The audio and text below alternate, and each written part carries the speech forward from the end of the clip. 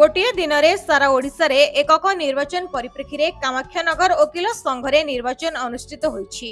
अन्य कोनोसी पद पई केही प्रतिद्वंदी नथिबा बेले केवल सभापति पद पई प्रतिद्वंदिता होइतिला। एथिरे रंजन कुमार राउत और धर्मानंद मल्लिक सभापति पई नामांकन पूर्ण करिबारे निर्वाचन होइतिला। समुदाय 217 जन वकिल मतदाता पई थिबा बेले सेमानक मध्यरु 193 जन मतदान साब्यस्त करथिले।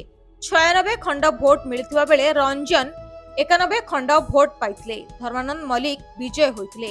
निर्वाचन अधिकारी भाबे आईनजीवी अजित कुमार दास कार्य परिचालना करथिले। सेबळी निर्वाचन न होई केही प्रतिद्वंदी नथिबा पदवी सभापति सूर्य नारायण साहू, संपादक प्रबोध कुमार सामल, सह संपादक प्रियव्रत बेहेरा, कोषाध्यक्ष अरुण कुमार नंद, सुधांशु रंजन बराळ और उमेश कुमार नायक नाम घोषणा करथिले। मुझे प्रभास रंजन मिश्र कामाख्यानगर वकिल संघर सदस्य।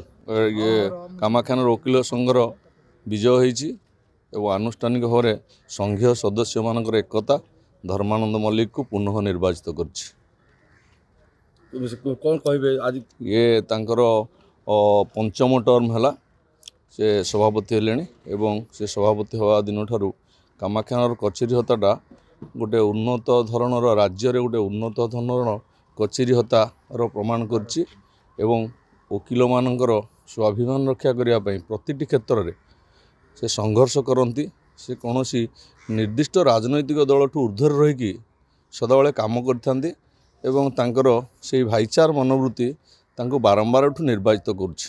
सूर्य नारायण साहू कुशबाबू उपसभापति कामाख्यानगर वकिल संघ। कामाख्यानगर बार आसोसन विभिन्न दिगरे उन्नति करिछि, आगामी दिन उन्नति करिवो। वकिलों स्वार्थर सब आम कार्यरत अच्छु। आगामी दिन कार्यक्रम करूँ आ वकिलों स्वार्थर सब काम करूँ।